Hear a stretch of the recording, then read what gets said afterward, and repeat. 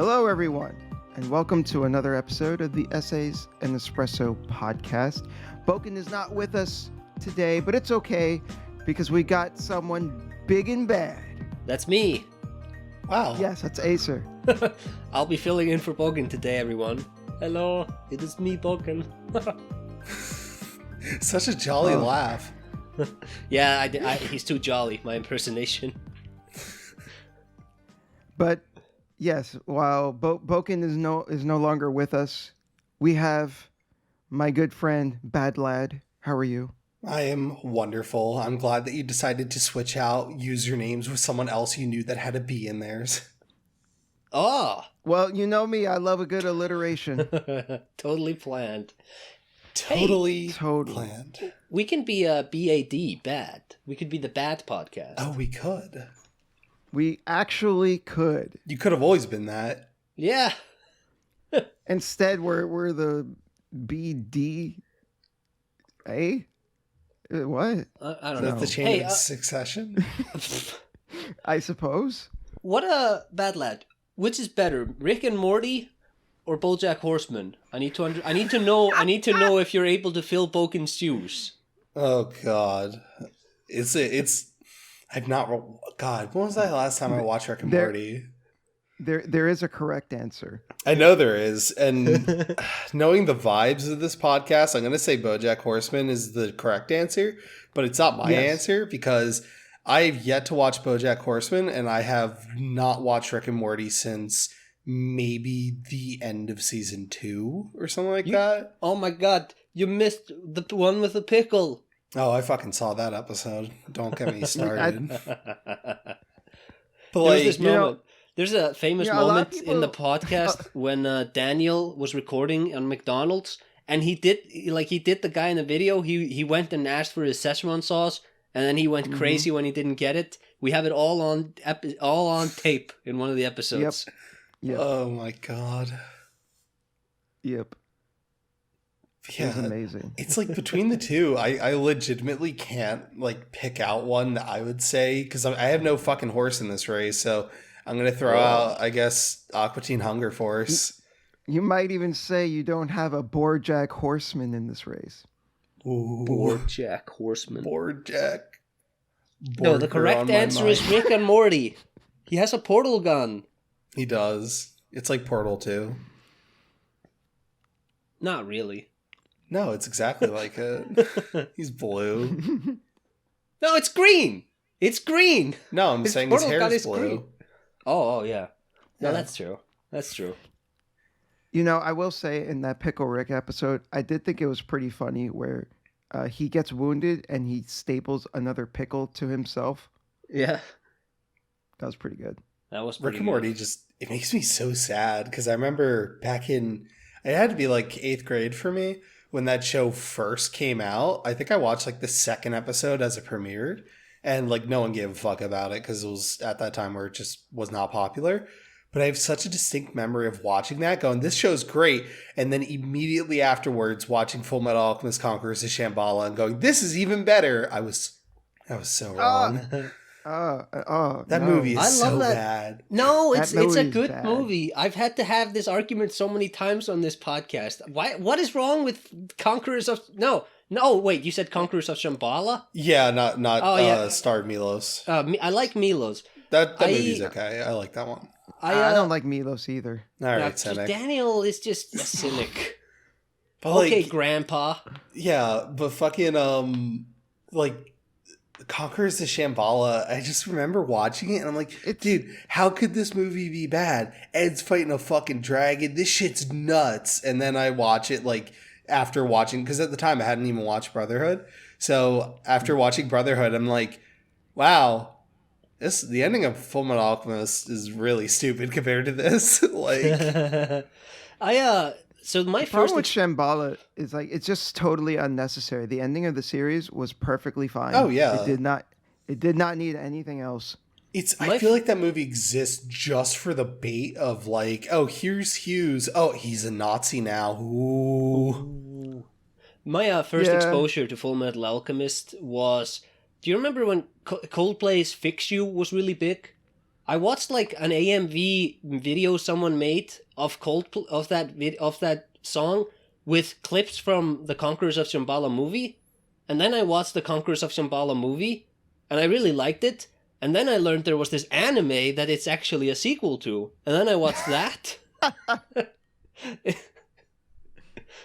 The Coldplay to Full Metal Alchemist pipeline is real. Daniel, what is this episode about? What Daniel's ability to actually direct this these podcasts is really dithering as these episodes go on. I can't help it if you guys have become more fractured mentally as time has gone on. We have not. You absolutely have, especially Boken. Have you seen him? No. So fractured, he couldn't even make it today. Exactly. I mean, I think anyone would be mentally just completely broken if they were to play both World of Warcraft and Final Fantasy XIV back to back. Yes. He's I know someone who also did that. What? And Are you talking about? I'm talking about Ruby. She's also fucked. I was gonna say, I think I know who you're talking about. She is. Oh my god, that it's like imagine playing FF14 and WoW Classic back to back, and then using Pathologic as a chaser. Holy fucking shit! I know. I feel so bad for her. Her brain worms are fucking like on steroids. No, her brain worms are like the worms in Dune. It's just like plays that fucking song for the David Lynch one. Her brain worms have become sentient elder gods. But yeah, this episode is technically about Silent Hill, I suppose. I guess. Technically, I will talk about it at some point, just because we're all Silent Hill nerds. But I promise nothing. Okay. In response, I promise everything. You're gonna love it. Good. I'm glad. I'm glad you can make that promise and not with me. certainty. So Silent Hill's pretty good, right? Oh no! Yeah. Why'd you? Right? No, I'm a Resident Evil guy. Get me out of here. I don't belong here. Oh, I mean, we could talk about that too. Nah, I've like Silent Hill. I think it's well known at this point with most people that I am associated with that I talk way too much about Silent Hill to the point where I have the like Pepe Sylvia like corkboard for all my Silent Hill discussions because they all basically loop in on themselves. It's just this thing that does not stop. So just so do you know, my friend Acer here, he uploaded a fucking, was it like 5-hour video on Silent Hill 2? No, it was a bit over 4 hours. All right. And do you think the game was good? Oh yeah, it's really good. It's really good. I also did it for Silent Hill 3. Daniel failed to mention. Yes, you also did one on Silent Hill 3. Yes, this is true. Like, I know, I'm pretty sure Daniel knows. If not, it's very easy to pick up. But Silent Hill 2 is not, like, my favorite game. I just say it's my favorite thing to talk about. Just overall, courses of media, just like whatever. It's the thing I've dedicated the most thought to. And it's like, I think at this point, I'm 21 now. It's been like 4 years, I think, since I first played it. Which is a relatively short time. But so I had this like complicated relationship with Silent Hill 2 where like I feel like it's so safe to just say that Silent Hill 2 is your favorite Silent Hill, and it's a perfectly fine thing to say, but there's something in me that wants to say like, no, I prefer Silent Hill 1 or Silent Hill 3. But then again, at the same time, it's Silent Hill 2, and it's kind of hard to argue with Silent Hill 2 being like fucking amazing. Yeah, it's just it's so weird to explain because it's kind of like Silent Hill 2 being good is this weird universal constant you kind of never see argued. And the reason why is just because to explain your views of Silent Hill 2, like I'm kind of cribbing from Dan Olson here, but it's like to explain what you feel about that game, you have to be emotionally vulnerable. Like, Yes. you cannot just like stoically explain that game away, because everyone, like, what you see in it is like, it's explaining how you view kind of yourself and how you view topics like depression, guilt, etc. And also it's like jazz in that the notes you don't play are just as important as what you are. So what you're not saying and not focusing on also is like indicative of what you're really thinking. It's like a psychological Rorschach test. Yeah, and that's really interesting, and also kind of like shitty to an extent of how Shattered and Memories just gives you a psychological exam at the beginning and is like, we will fuck with you according to this. And Silent 2's like, I just fuck with you by being what I am. I don't like punching down to Shattered Memories though. I don't think it's a bad thing. It's just a thing that I'm not like, it's like, this game didn't need this because it just was so comfortable being what it was. And then Shattered Memories, it's like, it's fine. A lot of those late year Silent Hill games are like fine if they weren't Silent Hill. Shattered Memories, I think, is the only one that deserves it though. I think Shattered Memories is held back the most by being a Silent Hill game because, yeah, like you just did, it brings up this unfavorable comparison.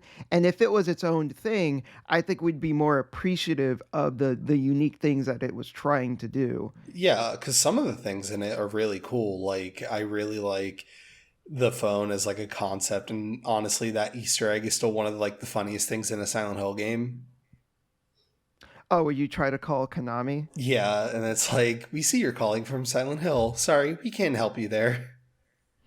Yeah, there's no great. helping you. That's such a good little bit, and also I like the idea of, what was it? I always get this mixed up, but it's Silent Hill 1 is supposed to be Heather / Cheryl's recollection of the events of that game, while Shattered Memories is like the objective truth of like, Harry wasn't like a savior like fighter, he was actually just running from everything.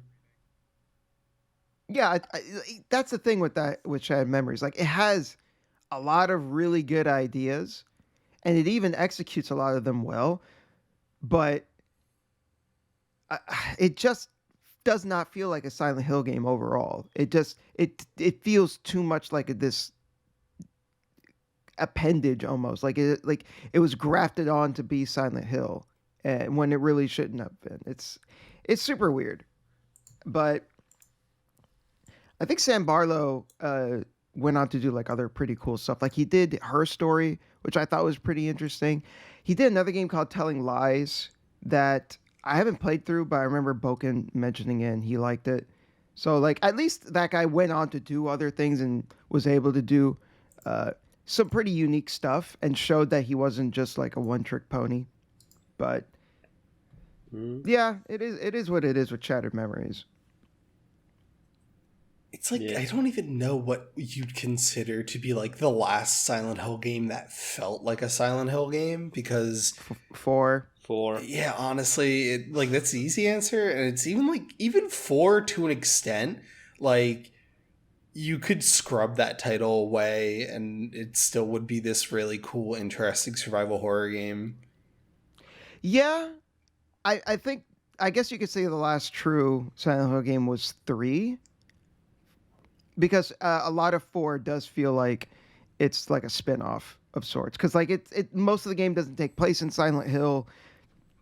The way the game plays is very different compared to 1 through 3, but at the same time, I think it was the last one that retained the spirit of Silent Hill. And that's actually like, it is very much a Silent Hill game at heart too, in terms of like what it is going for thematically.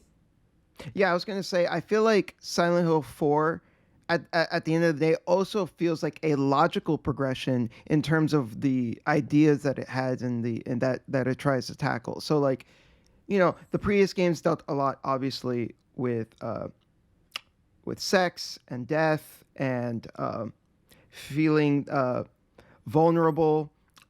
So Silent Hill 4 was like, attacking the idea of like what we perceive as our homes. So like a lot of the previous entries was like a lot of like internal struggles. So Silent Hill 4 tackles like your attachment to your environment. So even though again it still in a way feels like a spin-off, it still feels like it's in line with a lot of what Silent Hill had been doing up to that point. I think Did you know that when they were writing the scripts for the games, they had the translator Jeremy Blostein. They had him on site when they were writing the original scripts, because they wanted to make sure that since this was like a Japanese game for a Western audience, they were so focused on these ideas need to actually work when the game has been translated. So we need somebody who gets it. And it got to the point that Jeremy Blostein was actually the one directing the actors. I didn't know that. It's I crazy. also did not know that. Yeah, it's his interviews for Silent Hill are really, really valuable because he's like everybody. It's so funny when you read all the Silent Hill interviews. There's only ever like one person on the interview crew who seems to understand what game it is. For the first one, it's Koichi Toyama who directed it. On the second one, it always seems like Takayoshi Sato to me. On the third one, it seems like Ito. But Jeremy Blostein is always there too to give like, here are the actual like nuts and bolts ideas that we're going for, and none of this cryptic. Well, we have to reach the spiritual. No, he's just like, okay, so have you read this book? Well, we're kind of doing it like this book. His interviews are so fun, but it's really sad because he became really, I think, cynical and just kind of negative over the years. So Yeah, what's the old interviews with him? I did see an interview with him, and I believe the channel's called The Great Debate. I think that's what they're called. Yeah.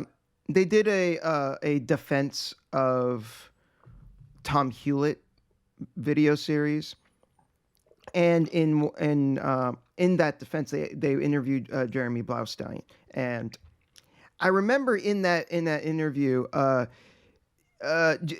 Jeremy said some really cool stuff, but at the same time there was, because it was actually like multiple interviews that they did with him, and I remember the earlier interviews he seemed a little more friendly, but then like in the later ones, I guess more stuff had happened in between because the interviews had taken place like through, between a few years.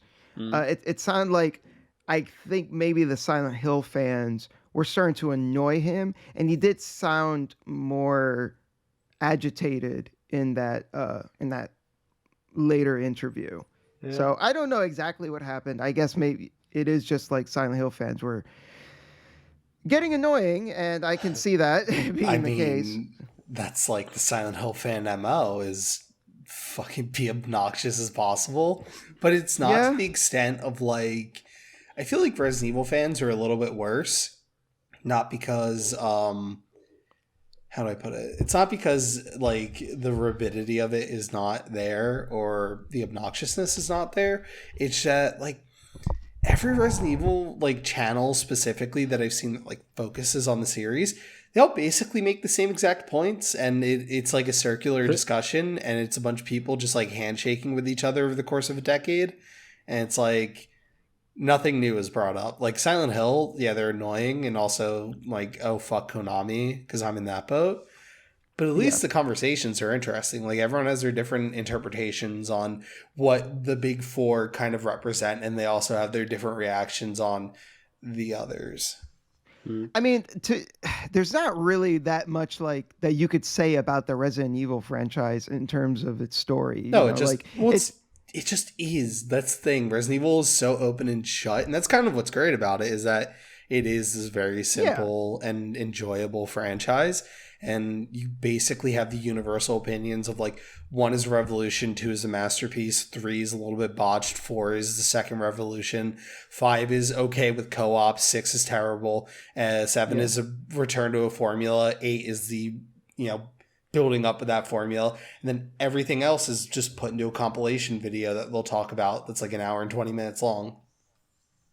Yeah, I wasn't trying to disparage Resident Evil, but it's mostly just like at least for me, I don't play Resident Evil for the story. I play it for the atmosphere and the gameplay, Yeah. and Because that's what it nails. But, like, yeah, and that's fine. There's nothing wrong with that. But when it comes to Silent Hill, yeah, the reason why the conversations keep evolving is because Silent Hill, the gameplay in the Silent Hill games is kind of a means to an end.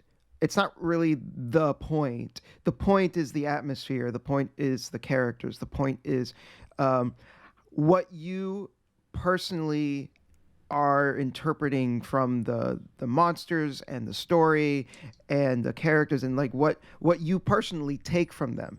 That doesn't happen in Resident Evil, because Resident Evil is like a B movie with, like, huge budget. I don't know if I can. I don't know if I fully agree that it's so much about what you interpret from Silent Hill. I think Silent Hill is. I think it's kind of a victim of the same thing that happened to, like, FromSoft games, where at some point people believed that you can just interpret whatever, and that can be just as valid. But things have definitive answers in these games. Sure, I'm not okay. Look, I'm not trying to say that you could just, like, come up with every nonsense you want and just say, like, this is how it is. But, like, I was more so trying to say that I do think a lot of Silent Hill is about, like, what you personally took from the game, and and I don't think that's the case with Resident Evil, right? Like, nobody's going to, like, view Leon's struggles in Resident Evil 4 and be like, oh, I feel that this really speaks to me on a personal level because is very of Sisyphean. X, Y, and Z.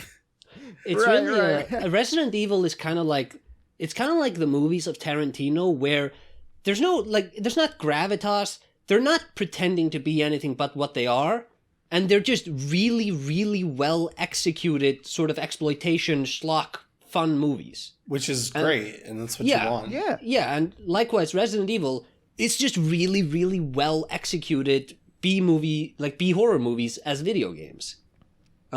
If Resident Evil is Quentin Tarantino, then, like, Silent Hill is David Lynch.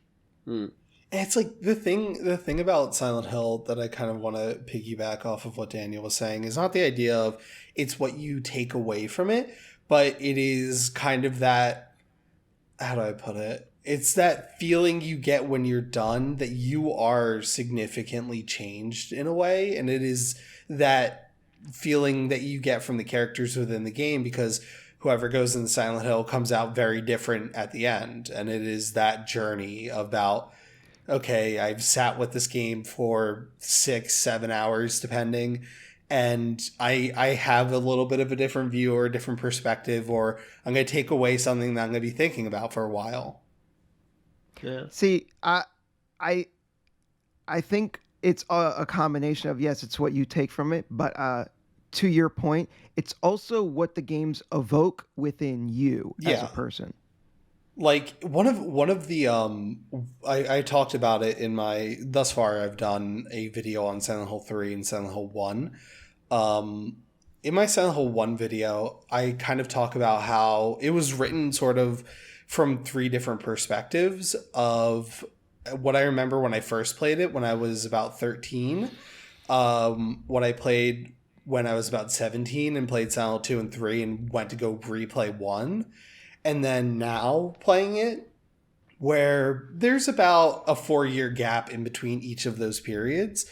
And each time I kind of come away with something a little bit different. And I bring that perspective to that video where it's like, Silent 1 is the only game I've seen where it talks about, like, the fear and anxiety that comes with having to care for someone, in the sense of, like, you have to, like I kind of say in the video, it's like you have to kill that part of yourself that wants to be about you. It's that idea, with children especially, where they're very egocentric, and you need to kind of drop that. And in my case, without going too deep into it, I had to do that when I was really young. So that stuck with me. And replaying Silent Hill 1, I'm like, I kind of get why I like this more, because my first time playing it, I didn't know that. Like, I didn't think about that because I had no critical thinking skills because I was a fucking 13-year-old.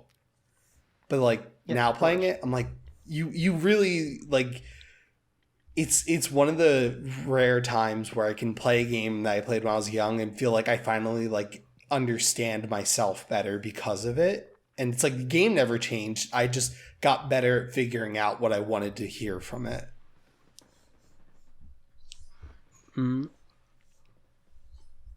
Yeah, I'm sure that on some level that must have been kind of rough for you as well. I wouldn't say rough. It's just the idea of like, I don't know. It's just the fact that it's such a well put together game that it's like I've heard a million interpretations of that game, and it's like, no, I didn't mean that. I meant what you had to go through. In order to come to that realization. Yeah, it's just like, I don't know. I just think it's fascinating that, again, it's just like this weirdly, because Silent Hill 1 is my third favorite of the main four. It's great. I love it, but I didn't like it that much up until recently. Like, it was really one of those ones where I'm like, oh yeah, it's the first one. It's like, again, I kind of attributed it to the Metal Gear Solid effect, where it's like, oh, 2 and 3 are the really good ones, and then 1 is it's okay, and then 4 is a fucking weird disaster depending on what side of the fence you're on. But in the case of MGS4, it's actually bad. Yeah, MGS4 sucks. Yeah, but Silent Hill 4 doesn't suck. It's just a mixed bag. Yeah, but it's like the Chex Mix of video games. It's like you get the stuff you like, you're like, wow, this is amazing, and you get like the shitty brown wafer thing that nobody really knows what it is, and you're like, oh. Yeah, that shitty brown wafer is the second half of the game where you have to replay everything. Yeah, and that was one of the reasons why I wanted to make my Silent Hill 4 video, is because I got sick and tired of people almost exclusively talking about what was wrong with Silent Hill 4. Like, I literally, I wish I was exaggerating, literally hadn't heard anyone talk about Silent Hill 4 beyond like anything surface level and those complaints. Yeah, like it's so strange. I do not get why people have such a hate boner with that game, because it's not like a bad game. Like, I think if we're gonna get objective with this, like, I don't know, give it like an 8. It's a great game. It's fun. It's by far, I think, the most valuable of all the Silent Hill games, purely in terms of, if you are a game designer and you're trying to get an idea for how do I execute horror in a video game, I don't think there is any video game that is more valuable than Silent Hill 4. It throws so many crazy ideas at you at such a fast rate, and it's like, I think that the single greatest moment in like horror gaming happens in Silent Hill 4, when you break the wall and see what's in the apartment right next to you. I don't think there is any moment in horror gaming that is just as powerful as seeing Walter strapped to that weird metal cross or whatever it was. And well, I'm sorry, go ahead. Yeah, and that comes from, like, this game actually dares to strap you into this apartment for like how long, like what, 30-40 minutes of just going back and forth and actually being in this space, and then coming to learn that the space isn't the space you think it is, and this sort of the invasion of something else, which is just the revelation that you didn't know what was there. But like I said, like, I don't think there's anything you could learn from, like, how to make a horror game from Silent Hill 2 that you couldn't also learn from Silent Hill 1. Other than maybe just quality of writing, and even then, like, these are very much the same game. They're just slightly tweaked, and they offer a few new ideas. Silent Hill 4, it's just like throwing everything at you, and so much of it hits that it being thrown, that, like, to reject it because some stuff doesn't hit, I think it's just ridiculous. Yeah, it's incredibly like close-minded, because like 4 is such a strange experience when you first play. There's some bits of 4 I fucking loathe. I think everything in like the prison. Everything with Eileen, I hate. I get what they were going for with Eileen. I hate it. I bat for that. It's compare that to being with Maria in the second game, and it's like you couldn't have done this better. Which is I mean they did. It was just the Maria bit, because Maria is still the greatest escort quest in a video game, where it's like she's perfect. That's everything you want from it.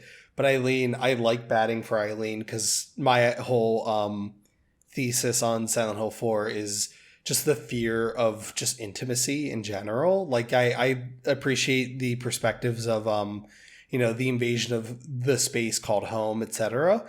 But for me, it's all about that like cost of being close to someone, and like, in entering a relationship, you will have to give something up. So it's either you get hurt or this escort gets hurt, and it sucks either way. Yeah, but that doesn't mean it's fun to play. Not even that it's not fun to play. I would go so far as to say it doesn't actually tell that story, because she has never been anything other than a nuisance to me, and that's largely because of the way she controls, and how just it's very difficult to make her navigate through spaces, and just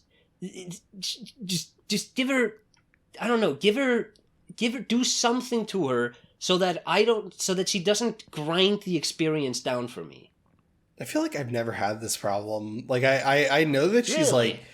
She's like not a fun thing, like a fun escort quest, but it's also like I've never sat down and go, I fucking hate you, Eileen. Like I've never done that. Like I've never been like, this fucking AI cannot like navigate anywhere. I've never had that for some reason. At the very least, she doesn't die. Yeah. But then again, that does affect your ending, which is a pain in the ass. Which, that's the only thing I don't like about that game. I think all the endings are really fucking boring, except the like true evil ending, the one where it's like you have the full possession and also Eileen dies or whatever. It's like that ending is wild.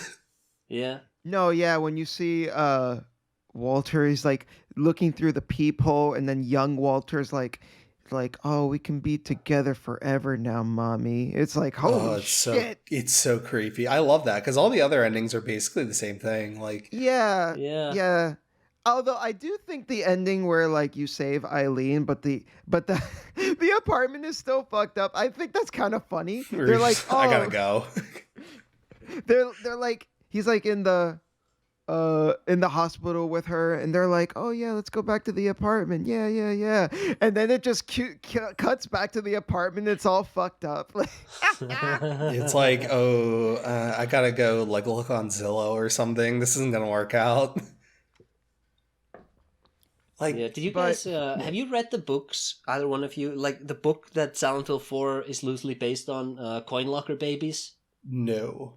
Mm-mm. So, do you know what it's about? Not at all. Never even heard of it. It's about a Japanese phenomena that happened, that was pretty popular around that time, or like maybe in the 80s or whenever, which was children being abandoned in coin lockers and then being found just by the next person who rented the coin locker. Sometimes the child just suffocated or starved. Sometimes the kid would still be alive. And it's Jesus Christ. Yeah. And it's this idea of the child just to be abandoned, and what it means to like what it means for a child to not have anybody, to just be completely unwanted. And that's the idea with Walter.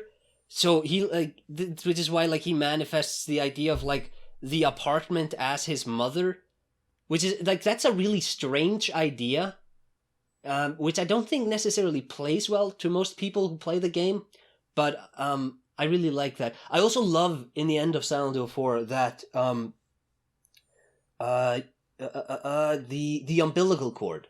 I love that because it's like the only sort of lingering connection he has to his mother. The umbilical cord. Mm-hmm. Like, I think that's such a clever idea. So I wanted to circle it back to when you brought up the moment where you find that Walter was secretly in the apartment the whole time. Yeah. I also love that moment because I feel that it is the thematic climax of the game in the sense that like I feel like everything in the game had been building up to that moment Yeah. without you realizing it. Because like I feel like the whole game had been uh I'm kind of retreading ground that I talked about in my video, but whatever. But that basically the game had been conditioning you into feeling safe in the apartment. And you feel like the apartment is like the only place where you can feel secure. And the game messes with the player, but through that conditioning by with the hauntings, or even before the hauntings, there's just the game does little things like, oh, here's a piece of paper on the floor that wasn't there before, but it is now. I wonder why. Just little things where it's like planting in the beginning, these seeds even of doubt in you. even in the beginning, when you're playing the ghost of what's his name, Joseph Schreiber. Yeah, and it's like those aren't my shoes. So like immediately you're in this space of being in a space that you're supposed to feel at home at, but it doesn't. Right. And I think that's such a brilliant move on their part, because like the game literally is up front with this is a fucked up apartment. Like it shows you right in the beginning. It's the first thing that happens. And yet it still turns around to try and make you feel safe in it. And you end up feeling that way anyways. Mm-hmm.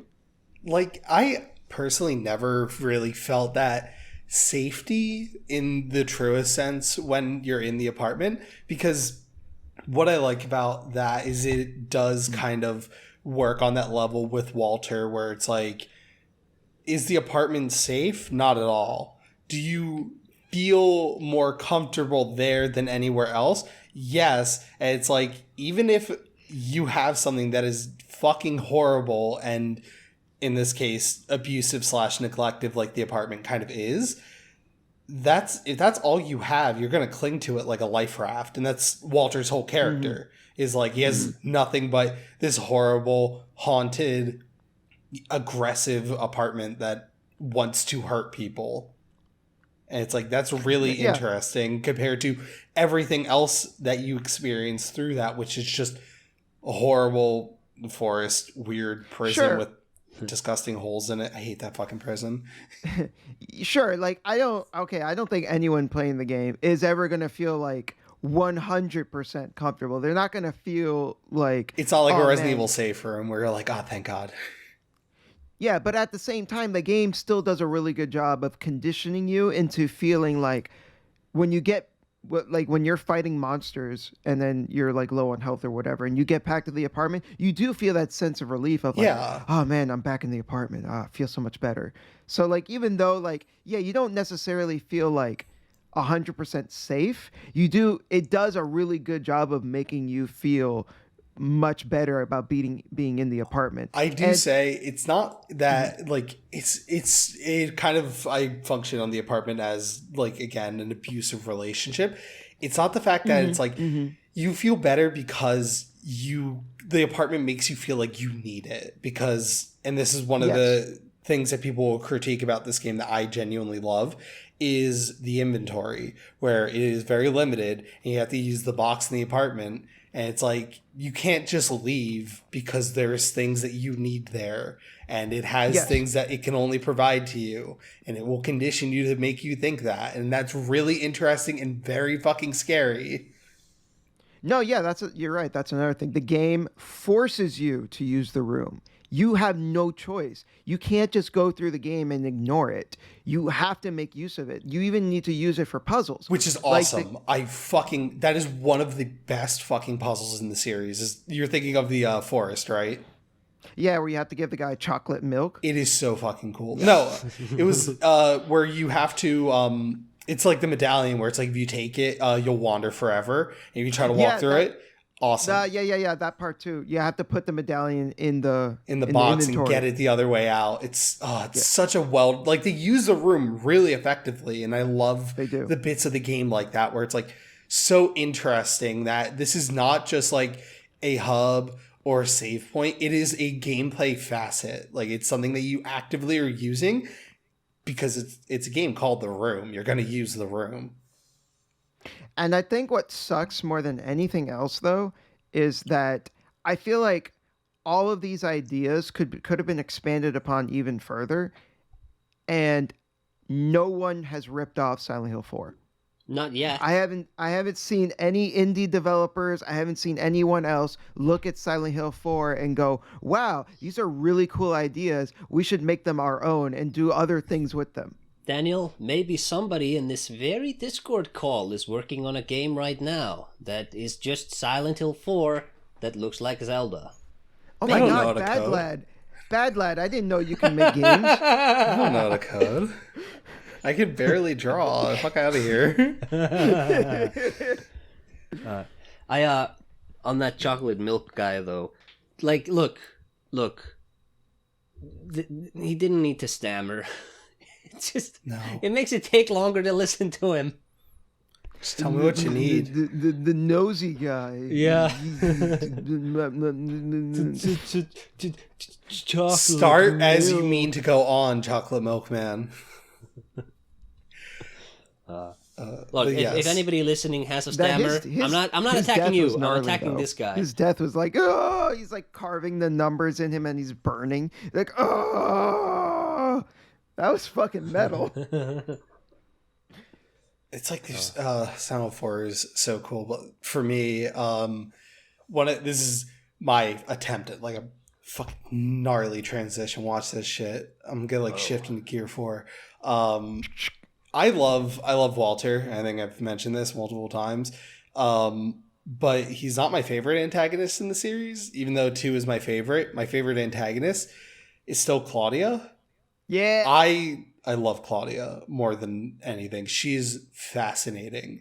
She's so good. She really is. She's so fucking crazy. She's like genuinely a terrifying presence, which is hard to say for a lot of, because she could have been so campy. She has this stupid accent. She is very like hammy in some cases, but she works. Once you like get the idea of, oh, this poor girl has spent her whole life being indoctrinated by this horrible cult, and now she just turned out as this, and it's just like so tragic, and the game plays it so well.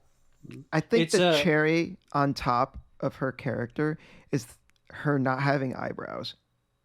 Yeah, you can't, because you can never tell what she's really feeling. Yeah, she's like, it's a really good also. So the first game you have Harry versus Dahlia, and there's a sort of like the good father versus the evil mother, and in Silent Hill 3 you have the two daughters, and Claudia, she is just what Alessa would have been if like ignoring that Alessa probably would have been used for the rituals to birth God. Like this is what would have awaited her in this life. Yeah, and you have you have like a mirroring in Claudia has Harry killed, so Heather goes and kills Leonard. Like the point that I kind of make in my Silent Hill 3 video is it is just this really sad character arc of Claudia, where the only person who ever really gave a shit about her in a true sense is Alessa. Which is why the only thing she wants to do is to bring Alessa back through Heather. And it's just this really, like, it seems the game originally portrays it as, like, you know, this evil mastermind orchestrating the end of the world sort of thing, you know, the rebirth of paradise, etc. But by the end of the game, she's just this kind of pathetic and sad, like, girl who has no clue what she wants because her whole life is built out of this shithole town that doesn't do anything. Yeah.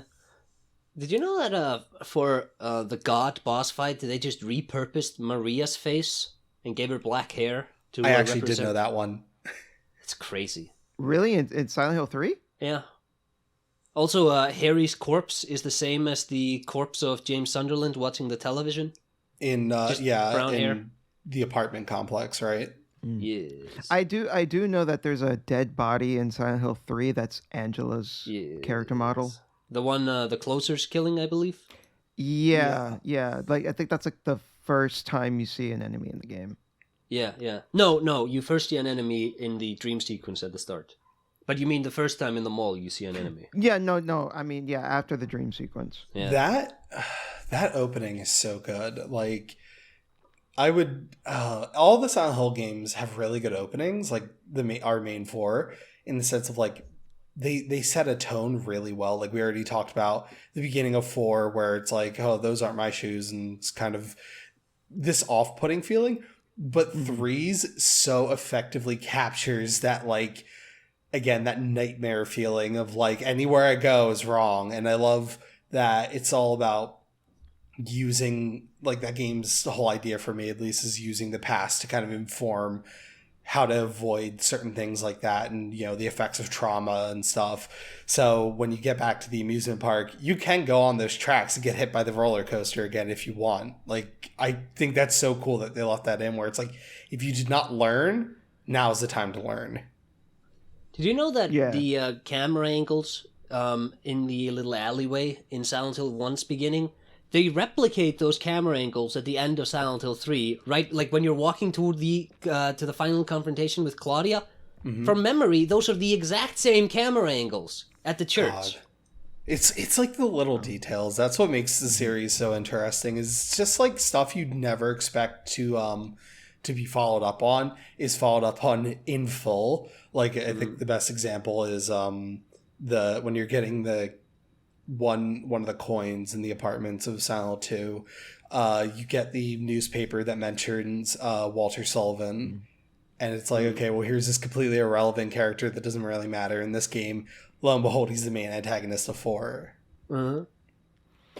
So on top of SH1, so I remember a while back I saw a video series by this guy named Reinstall Paul, and he has like a 7-part video series on Silent Hill 1. And one of the things that he pressed upon in that video series was that a lot of Silent Hill 1 is about like the masculinity and femininity, and like kind of like the merging of the two. And if you look like, and if you kind of like look back on the game with that idea, there's actually a lot of elements of it that take that into consideration. Like even just when Acer is bringing up like, oh, Harry's the good father and Dahlia's like the evil mother. That's like the, you know, positive masculinity against like toxic femininity in a way. But like even the design of the final boss is this kind of like Baphomet looking thing where it's like it has like a female body but also has like a demonic masculine like head. What, the goat skull head? Yeah, goat head thing.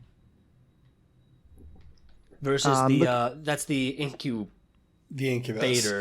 Is that the incubus? Well, the thing about that's kind of interesting is you bring up the idea it has a feminine body, but an incubus, at least according to what it is the male version of a succubus. And then the incubator is just like... Because if you look at the design, the incubus has female breasts.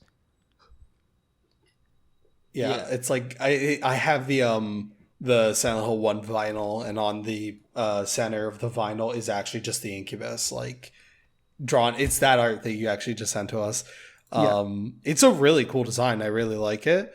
But yeah, it does reflect that idea of kind of masculinity and femininity in that sense, and kind of how they can clash, and that's shown in that game, which is what makes 3 such an interesting thing, because I feel like 2 is universal, but it does. I've met people who say I do not relate to Silent Hill 2 because I'm not a man, and 2 is very masculine, I would say. Yeah, it's like I don't think you have to be a man to kind of extrapolate something from 2, but I do think it does touch on the themes of masculinity, and especially like a male's relationship to sex and guilt and such, spheres as that, but we'll get to that later. I have noticed more females relate to Silent Hill 3, and that is because of Heather. And I think it's so uniquely feminine. Like, I think that's one of the great strengths of Silent Hill 3 is that it does have that like Heather is such a relatable character. Like I'm not female, but like even I There's find nothing myself relating obvious to about Heather. that, Daniel. Yes, very, very much so. Just need to make sure that the people know. In fact, Daniel would like to place his flag in the ground and come out as a misogynist right here and now. That's right. I smack my Daniel, woman, tell her did to you make not me a say? sandwich. Did you Daniel not Santos say, evidence Daniel? 1. Daniel, did you not say that Heather Mason ruined Silent Hill? What is it? You'll catch that in the edit. Oh, Lord. Oh, shut up. No, but the thing I love about 3 is, again, this game came out in 2004, I believe. What was it? 2000? It's 2003 or 2004. My memory's kind of fucked on that. Something like that. I was 3. Give me a break. So no breaks for you. It's so strange because some of the topics it decides to tackle in relation to the fears that Heather ends up projecting. It's stuff like childbirth and abortion. Like that's kind of a running theme in that game, and it's not subtle to the point of like, oh, if you're really thinking about it, you can find it. It's very apparent, and I give that game much kudos because this is like middle of the Bush administration, and abortion's taboo now for some people. Back then, it was even more so. And to quote Jay Bauman from Red Letter Media, people will say it's more relevant today than it ever was. And it's like, no, nothing's changed. Society still has that strange view of women as no. We don't. What? We don't do any of this political commentary here. I don't want to. I don't want to get the comments. Oh Lord. But I do genuinely think Silent 3 is it's the scariest one of the 4 for me. It's the only horror game I think that actually scares me. And I personally find the first game a little scarier. The first game has some moments in it that absolutely make me shit myself. I'm not gonna lie. See, I think it's for me. It's because Silent Hill 2 and 3, since they're on the PS2, they have obviously they're on more powerful hardware, more graphical fidelity, and because of that, my mind doesn't have to fill in the blanks as much compared to the first game. And because of the rudimentary and kind of more primitive look of the first game, my mind has to work harder to fill in the blanks, therefore making it, at least for me, it makes it scarier. I think the things that like I don't have to think about to an extent are like the things that are as apparent as they are in Silent Hill 1 are what scare me the most. Like I think arguably, I think it's the scariest thing in a horror game is when you're in Midwich and you walk out of the room and the phone starts ringing and it's Cheryl on the other line and she's just crying, like begging for help. That is the fucking creepiest thing in a video game. Yeah. And then they replicate that in 3 and it's just as scary in 3 because it's kind of the opposite. Like, it's such a good moment though. It is. I agree.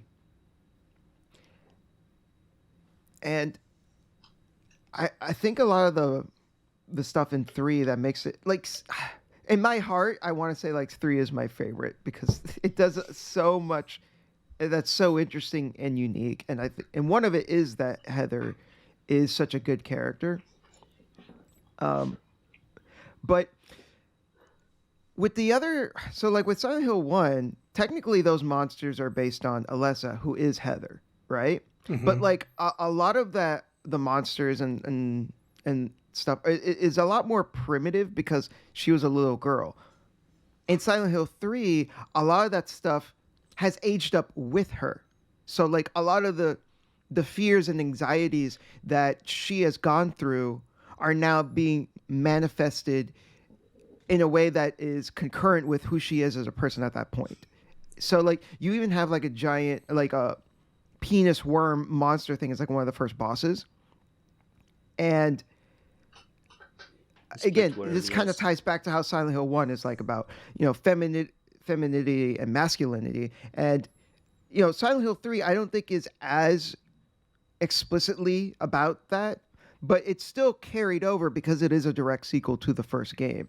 And you have these moments where like that can be interpreted either as like Heather has maybe like a fear or like an anxiety towards sex or like of men in general. It's fucked up if you think about it. Because it's a giant penis terrifying. worm with teeth. Yeah. Right? Yeah. And like the thing about Three's monsters on a on the design standpoint of like your common enemies, I've always kind of felt as though it's built around the theme of like restraint and like being bound to something, because a lot of them are wrapped up with like a bandage or something, or they kind of are stuck to something. Like even the closers kind of have like weird, like their hands aren't really hands, they're more like giant cudgels. Yeah, and they kind of look like shopping bags. Exactly. Oh, don't get me started. What? Oh, there was I had to fight people for those shopping bag because people went and said that the closer is like it's a symbolic of like consumerism, man. Shut the fuck up. Yeah, it's like, first of all, like the game, the game says it's in some note, or maybe it was in the Book of Lost Memories. I don't remember. They make the point that the monsters are the other world itself has to sort of remix and reuse the same shapes. So Pyramid Head has the same body as Valtiel, because it's like the same entity manifesting in a different way. And the closers are the Mandarins from Silent Hill 2, who were sort of hanging under the grates, like manifesting in a different way. And if you go to Alessa's room at the end of Silent Hill 3, you can find the same photograph. No, it's not photograph. The same drawing Alessa drew of the same drawing from the first game, which is like me and mommy, and it's like a picture of little Alessa and Dahlia. But in the third game, the photo has been changed, and Dahlia now has really long hands. So like the closer. So the closer is Dahlia. Okay. It's just like paternal abuse. Okay. Which is also why it's like, that's interesting. Which is also why it's wearing like high heels and a skirt, and it's clearly a woman's body, but it's also much bigger than her because it's like a mother. And again, it's like its attack is it's so simplistic too, where it just kind of nudges you. Where it's like if someone hits their kid, it's just kind of like a smack. Yeah. Well, like it also has like that. It has and the closer's face is just like a big pair of lips. Yeah, and it just wiggles. It's so gross looking. I hate the way it moves. And that can also be interpreted as like parental abuse, just like verbal abuse. Yeah, they put that in the what are they called? Not the lying figures. The what's the boss of Brookhaven in Silent Hill 2? The little the monsters on the beds that hang on the ceilings. Oh God. Oh yeah. I always sucked with names of monsters Something in the lips, series. I think. The only thing I remember is the Insane Cancer, because that's a fucking wild name. That's such a good name. Those monsters are so creepy. I do not like them. But Ito said that the mouths on the twin lips, or whatever the hell their name was, that's symbolic of Mary's verbal abuse at James when she was lashing out from her illness. So like the closer also having lips, you can go like, oh yeah, that's just that could explain that. Yeah, it's just like not Mary, now it's Claudia. And there's another enemy which has like very prominent lips, which is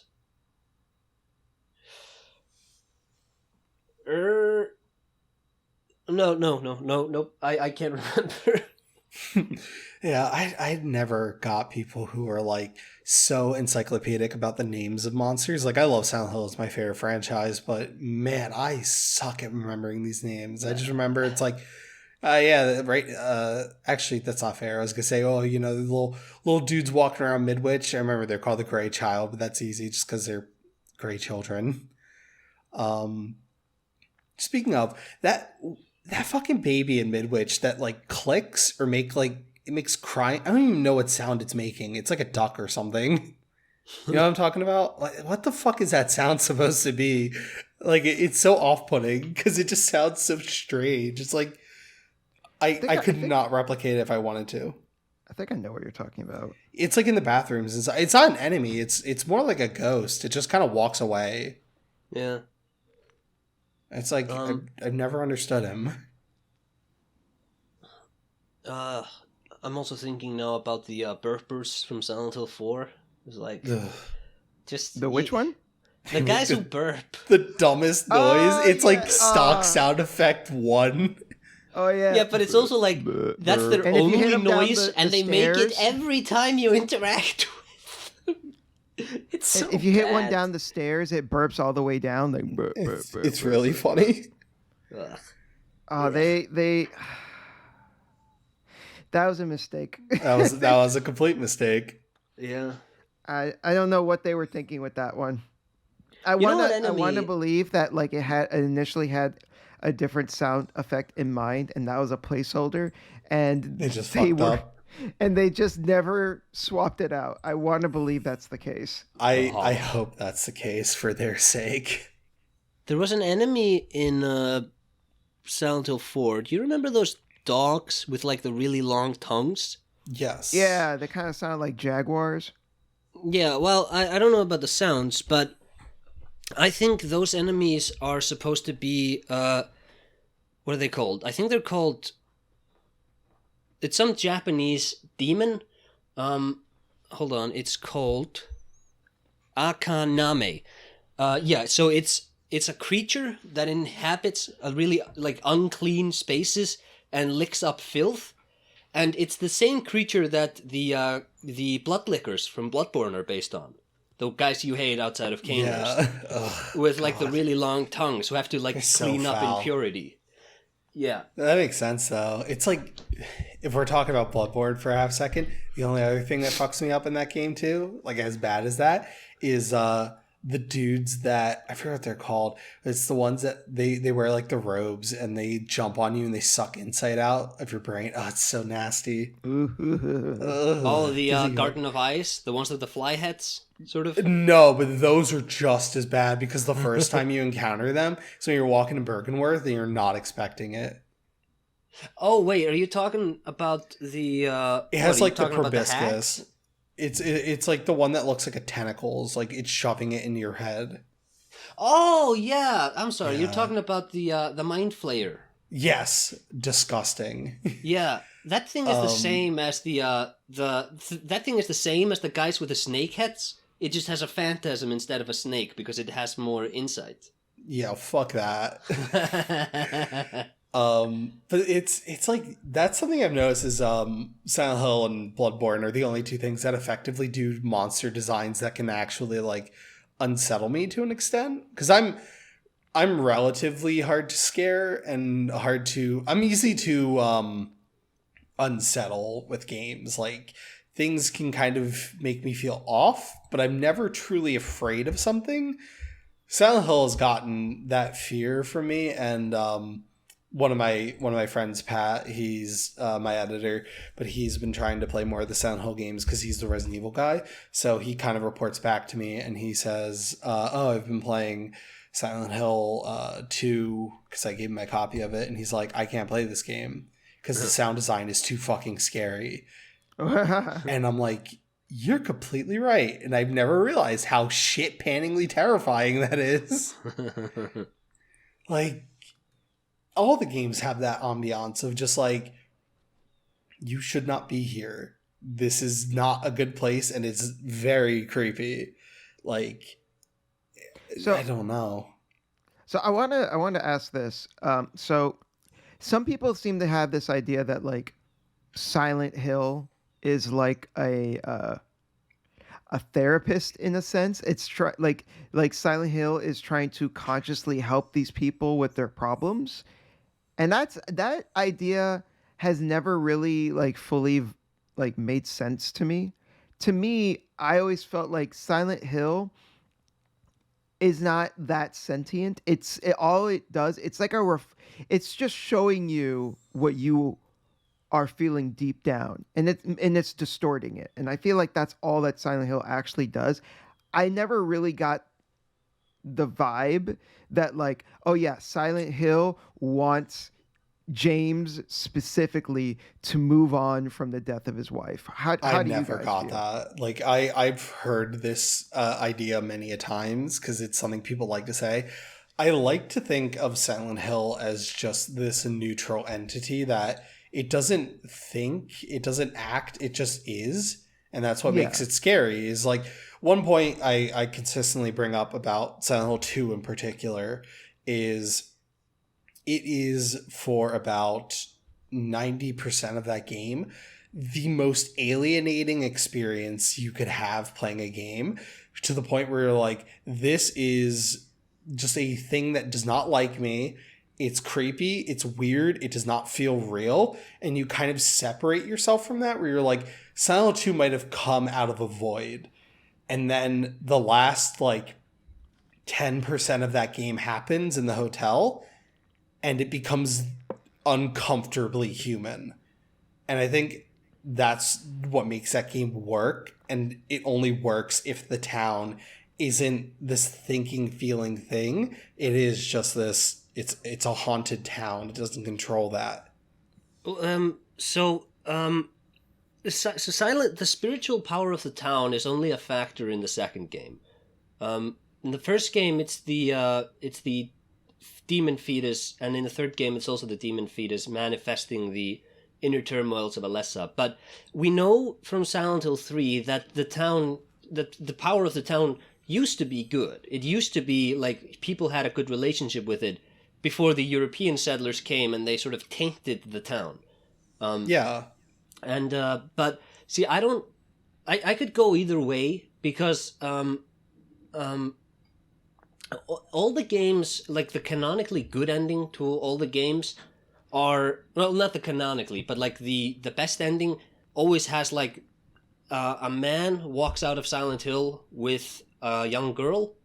So it's like Harry gets a new child, James takes Laura, Douglas gets out with Heather, and I don't know, you could say that like this is just sort of the sort of, like, if you go by the idea that it's a therapist, you could say that this is sort of the remedy is just like the relationship between parent and child. But so did you guys know that the closer's head has the Japanese text of like Lotus Sutra written on his head? I did No. not. The Lotus It's so like low quality, I can never see it.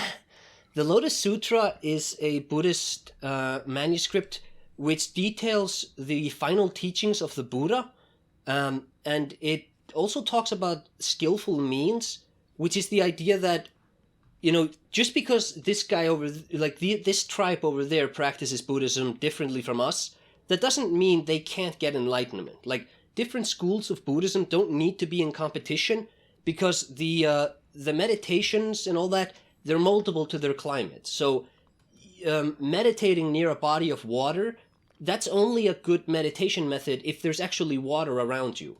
Like a boat is only a good tool for crossing a river. It's not a good tool for climbing a mountain. Likewise, the meditation and like the practice of Buddhism is moldable to the climate and to the individual, but it can still always take you to enlightenment. And you could say that the most generous reading of the Silent Hill spiritual power as a therapist is that it is I am going to, because they all end with like the young girl and the older man walking out together. It's always this idea that I am going to take you through, like I'm going to expose you to the things you need to be exposed to, and I'm going to test you, and at the end, if you're worthy and if you do everything right, then you can have this quote unquote enlightenment, which in the case of Silent Hill is just the relationship between parent and child, or paternal figure and child. I would agree with that mostly, especially in the case of 1. I definitely see that, and in 3, you can make the case for it very well. But 2 is like the sticking point because of just to kind of explain. My idea of the leave ending of 2 has kind of evolved as I've gotten older. Where when I first played Silent 2, I kind of brought it as the idea of it's James accepting his loss and finding an emotional surrogate to project his like care onto, and it's just kind of like, okay, move on and build something new kind of idea. But the way I run with it now is less of a paternal thing and more of kind of this self-love idea where Laura is basically just a reflection of James and what he feels about himself, where it's this person who genuinely cared about Mary when she was sick, but holds this grudge against James because of what he did and didn't do and everything that he could possibly feel guilty about. And it's him looking at himself and feeling that idea of, I did this wrong, I felt this way about her, and Laura just perfectly manifests that. And then him accepting Laura and Laura accepting him and then deciding to just leave is that idea of him kind of just not needing to feel that guilt because he's accepted what he's thought and can kind of look himself in the eye again and go, okay, now's the time to leave it behind, remember it, and continue on. And it's kind of just, it's probably my favorite ending in just like a game ever. It's every ending of Silent 2 is great. Like, I feel like we said all 4's endings suck, but every ending of that game is amazing. Especially the dog ending. Yeah, I was getting to you. I knew the fucking joke you were gonna make. You're too fucking predictable. I just parried your joke. Especially what? What? You. Is this an anime reference? What did I miss? Especially what ending? The dog The ending. dog. I just know Daniel, and I knew he was gonna say that. That's such a normie take, Daniel. Yeah, no, but it's true. I genuinely like the dog ending because that is one of the things that I like poking the hole in the therapist like theory of Silent Hill is that what if there is no meaning to the suffering? What if it is just a dog fucking around? Like, that is amazing. I love that. So what's really funny about that scene is James all of a sudden starts speaking in Japanese, and that's actually Guy Seehee himself talking in Japanese. Yeah, he's talking about the 5G conspiracies.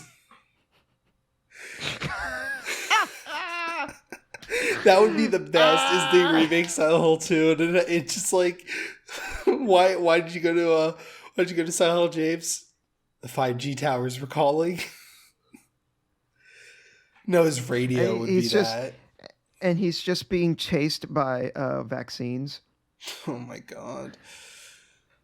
It's like, what could you... That's something I was thinking about too with Silent Hills, because we've all heard those... I don't want to call them trite, but those ideas of like, oh, most horror movies made in like the 70s to like the 90s don't work if you have a cell phone. Like, I assume you've both watched Scream, right? Yeah. One of the things... Really? No, I'm not super big into horror movies, so no, I've never seen Scream. Really? Okay, well, one of the things that tips the main character off is like to who the killer is that he has a cell phone, because it's the 90s and no one had a cell phone. Oh, so it's like, how does Silent Hill work without a pocket radio? Because nobody carries pocket radios anymore. So what would you use for that in like Silent Hills?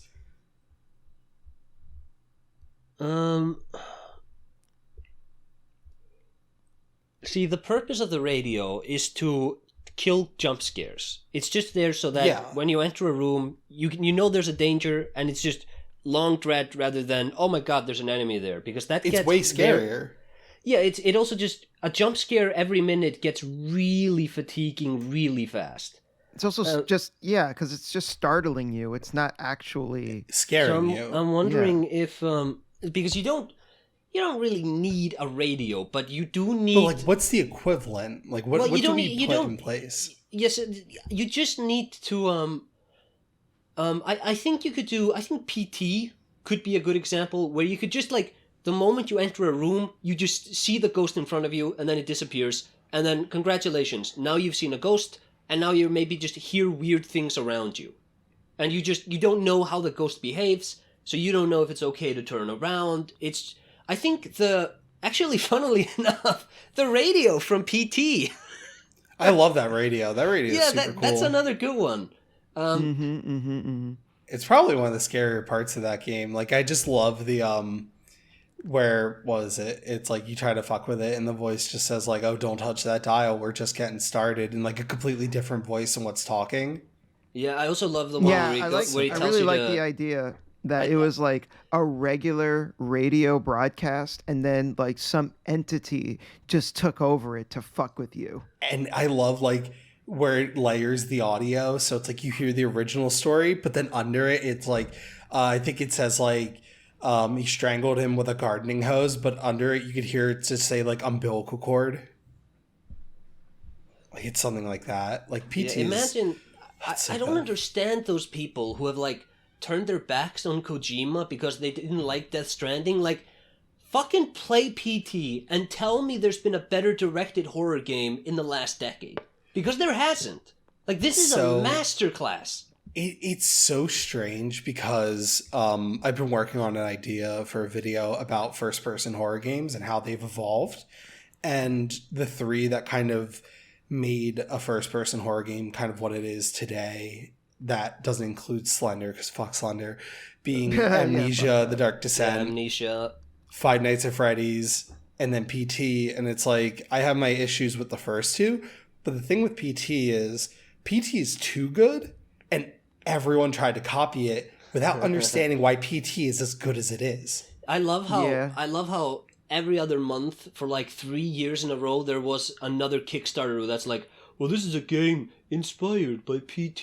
There's that fucking dev team. I forget their names. Bloober. No, it's not Bloober. Fuck Bloober team. But I'll get there eventually. No, it's the one that they were like, people thought it was Kojima, like doing a psyop or something. And I have a friend who kept telling me, he's like, this is it. This is going to be it. I'm like, abandoned shut one? up. It's Blue Box. Yeah, that was Blue Box. No, yeah, that was bad. That was bad. That was so bad. And like I didn't believe it for a second. Never. And people were like so hyped for nothing. Well, as a hardened Silent Hill fan and just horribly sad human being, I function under the idea of Silent Hill, the next one, does not exist until it is in my hands. They can show me as much footage as they want. It's not real. So I wanted to get this out real quick because whenever people talk, not whenever, but like some talking points that I see about people who are more negative towards PT, they say that, well, if the whole game was like this, it would be a bad game. Not necessarily. It would. No, But I don't think so. I think like you could pace this out properly. This could be a really good game. If it's paced out properly, but the thing is, I don't think the game was going to be that. I think it's not just in one house. Yeah, I think the idea of like if the whole game is I will walk through a looping hallway for 6 hours, yeah, it probably would be shitty. Yeah, well, like that's probably a bit much. but if you just had it be a first person horror game that's just well directed and well paced, yeah, it's gonna be amazing.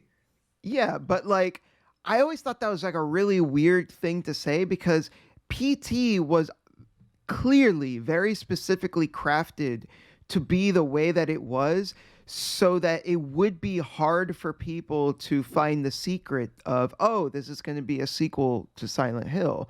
It was not supposed to be indicative of like, yes, you're going to have to like dick around in a looping hallway for an entire game trying to find obscure clues and talking to a microphone and say Jaden or whatever the fuck so that you can unlock a door. Like that's obviously not what the full game was going to be about. It was made obtuse on purpose for this specific teaser. Like it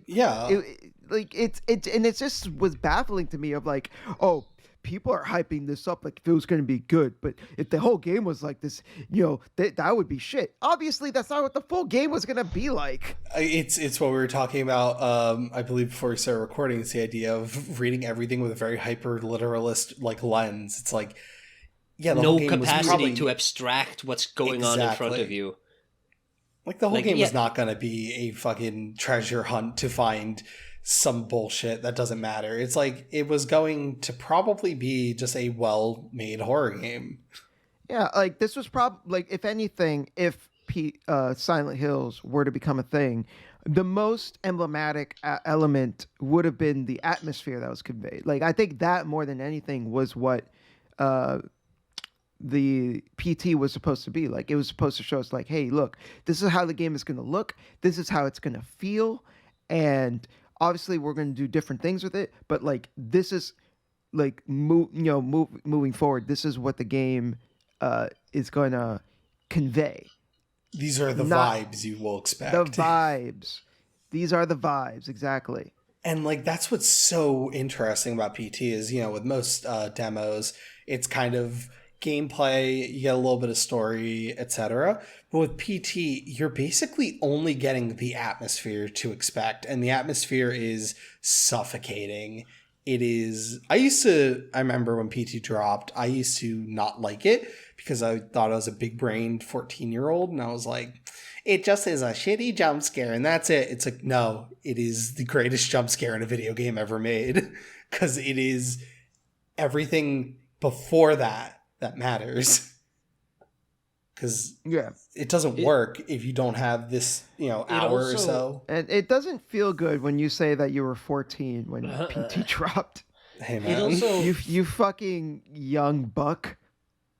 PT also beats out Silent Hill 4 for the most world building, considering you're just stuck in the same area. Yeah.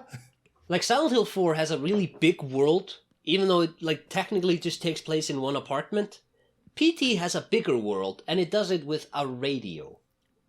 And it's incredible. And then the fact that you can find that broadcast in like a random tent in MGS5, terrifying. Like it's so cool how you get like a complete story in PT. Not complete, but like you can understand the narrative that game was telling to an extent in that short amount of time. And it still leaves you wondering and like going, okay, well, what is this game going to be about? Because this is crazy. And what then what we could never have been? knew. Well, Damn. I don't think we would have ever gotten an answer to PT. I don't think the story set up in PT would have actually connected to the story of Silent Hill. I don't think so either. I just think that we would have gotten something. Like I don't think you would have gotten something in the sense of like, here are the answers, but it's more so like, this is an extension of that feeling. Again, it's a vibes teaser. And I like playable vibes. Kojima needs to get his ass to make a horror game already. He said, unless I have my interviews wrong, I believe he said his next game that he's working on is a survival horror game, which I hope it is. Didn't he say he was going to do something with Guillermo del Toro? No, I believe he was going to do some sort of social online game. Didn't he say that? I'm not sure. I don't know. He says a lot of things. That is true. Also, here's the thing, if the rumors of him making an Xbox exclusive are true, I'm not buying a PlayStation this generation. I will buy an Xbox to play his horror game. I would too. Yeah. Like, even though it'd probably be out on Windows too. Actually, yeah, now that you say it, because Xbox doesn't do exclusives no more. But like, not really. Yeah, that kind of died. Oh, sheesh. But the thing that's so interesting too, that I think about the life cycle of PT is not about PT itself or Silent Hills, but like, was Death Stranding, like, how is Death Stranding your fallback plan? Like, that feels like a passion project that would take years, and this dude's like, fuck it, break glass, let's go. Yeah, well, I think he got the idea for Death Stranding. He came to Iceland in 2013 or 2014, and he took a bunch of photos. And if you look at like the landscape of Death Stranding, it is just Iceland. It is just, these are the exact same mountains. Yep. It's the exact same geography. I think he got the idea of just walking around and delivering packages, because he's really big on interfaces and how like just interacting with interfaces can drive an experience, like in the survival interface in Metal Gear Solid 3, or like Mother Base in the Phantom Pain, or the loadouts in the Death Stranding. I think he just got this idea for a really high concept sort of, I want to make my own sort of sci-fi universe game, and I want to break away from Metal Gear Solid. And Sony came to him and were like, hey, you want $70 million to make a game? And he went, like, this is the only time I will ever get the opportunity to make something this crazy, and I'm going to do it. Which is so fascinating, because it's something you don't get anymore. Like, no. I always talk about this, like, you go back to the 6th generation, you know, the PS2 and all. So many of the games that came out are so weird. Like, they just have the strangest, like, concepts, or, like, things you would never see get released today. And then Death Stranding reminds you of that, where it's just an artist made the game, and it is a weird experience that I still have not finished, but I really want to. Yeah, and I haven't even started it yet. Oh my god, there Daniel! Are moments in that game, like, I'm sure there are many moments in that game. No, it's not like even the story. It's just like the thing that always will stick with me is when you're walking, just, you know, and the camera pans out, and anything off the soundtrack starts playing, especially Don't Be So Serious, I think it is, the track's called. That whole bit, it's just like a 4-minute sequence where you're listening to this really pretty, nice song as you're walking on this beautiful landscape. And that, like, sticks with me. Like, I love shit like that. Mm. I wish he were a better writer. Like, he is a really good, like, he's like George Lucas, where he is like a genius, big galaxy brain, mastermind, big concept producer guy. But like the nitty gritty, like actually writing dialogue, he needs somebody looking over his shoulder fixing that stuff. Yeah, I've always said Kojima is a wonderful writer. He is a terrible writer in italices. Yeah, just like Gene Roddenberry as well. Because he created Star Trek, and Star Trek conceptually is really cool, but like Gene couldn't actually write. Like most of the classic Star Trek episodes was like what was his name? Dean Koontz, I think his name was, something like that. Cool. Like a lot, right? What, Kurtz, something like that. One there was another guy that was like right next to Gene that was writing the bulk of most of like the Star Trek episodes, and he was the reason why Star Trek, you know, back in the day, had consistently decent writing, and it had less to do with Gene. Gene came up with all the grand concepts. Yeah, and that's like what's strange too is I feel as though we somewhat lost the plot, but fucking Metal Gear Solid's great, and I don't care. No, I mean, I think this is tangentially related. Oh, it's all Konami. So the thing is, people try to take that though and disparage Kojima as if he was never good at writing anything, as if MGS 2 and 3 don't exist. It's like, yes, was he edited? Sure, but he still came up with those concepts. Well, I would also say Metal Gear Solid 1, especially that's especially good dialogue, because that's again our friend Jeremy Blostein coming in and taking the script and like, this is a good script. It is not acceptable to anybody. You have to actually like tweak it and fix it and make it work. You don't change anything that happens. You just you need to make it flow better. You change how it's delivered. You need to change, like, his characters very often just turn into, like, information dumps. And that's, like, the biggest problem I have with Death Stranding is every character is the exact same character. Because they're all just exist to tell you, like, well, this institute, like, the NBDA BB57 and the incursion and blah, blah, blah. It's just, like, this is the stuff you put into the data logs. This is not characters having conversations. And the best you can say, I think, is, like, these are all, like, it's a very antisocial, sort of disconnected world, so it kind of makes sense that people talk like this. I think that's kind of that's an excuse, because I think baked into it, you could have it still be palatable writing. Damn it. That's the that's like an argument people use for a lot of things. I think the classic is Persona 3's gameplay is bad on purpose because it reinforces the themes of the story, which I think is complete bullshit.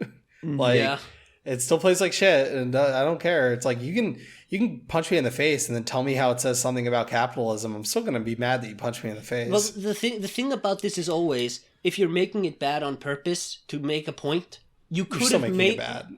No, well, but you could have made the point without making it bad. So, like, this is always the pathetic excuse, I think. The only one I can think of where I give it that break is Flower, Sun, and Rain. If you've ever played that, I was gonna say, don't say Drakengard. No, I do like Drakengard for that reason, but Flower, Sun, and Rain especially, because if that game was not 8 hours of pure misery walking around doing fucking number puzzles, it would not work. Like, it actively just does not work. I guess the same goes for Pathologic as well, where if this is not a hell crawl, then what is the point? Yeah, well, there's a difference between it not being fun and it being, like, anti-engaging. Yeah, I think. Which, again, it's like the grand point of that always will be, oh, it plays like shit. Like, even tie this back, like Silent Hill, people have said for years, it's like, yeah, these games control, like, dookie because, well, you know, you need to feel disconnected. You need to feel like you aren't completely in control. It's like, if someone doesn't like that, though, that's a completely valid, like, reason. Yeah, sure. Yeah, that's fair. But it's also, like, for Silent Hill, like, you can make, again, it makes sense that they play this way because, like, you have a semi-obfuscating camera, and this is just how games played back then. I think Silent Hill is an example of, once you've been playing it for 20 minutes, it becomes intuitive. Like, yeah, you just need to code it back into yourself. I do think, though, that a fellow guest of the podcast, Rasputin, recently made a video called that games should games be frustrating, and he comes to the conclusion that, yeah, you know, being frustrated can add to the experience in a positive and meaningful way. And I think with horror games especially, I think they do need to be frustrating to an extent, because how are you going to feel scared if you aren't also, like, kind of wrestling with it? If you aren't like, oh my god, you know, all my pocket spaghetti is spilled out because of these monsters, you know? Like, if everything was buttery smooth, I think it would be more difficult to be afraid, because, like, if it's kind of like the fear games. I don't think those are scary games. Not at all. But Fear 1 is awesome. I love Fear 1. It's so fun. It's a great game. It's a terrible horror game. It's not scary at all. It's like, and I think part of that is because the game plays too well. It's too fun. And, like, a good example of this too is even Resident Evil 4. It's like, if that game was not as, like, quippy and, like, a Sam Raimi movie as it is, it still wouldn't be scary because you control too well. And Leon it's too fun. Like, that's the thing. It has to be an action movie. Yeah, like, Resident Evil 4 is not a scary game. Not at all. Not even close. See, I'm gonna put my foot down. I think you're both completely wrong. I think the greatness of Resident Evil 4 is that it can do both. Like, the encounters with the regenerators. Are you guys telling me that's true. not scary? No, I will give All you right. that. The regenerator themselves is scary the first time you see them. And then you figure out how to kill them, and you're like, okay. Yeah, but what about that time where you enter that prison area or whatever, and you just hear one growling, and you're like, holy shit, where is it? And you're like, you have to like hug the walls, and It's goddamn, so weird. asshole is drilling into the wall below me.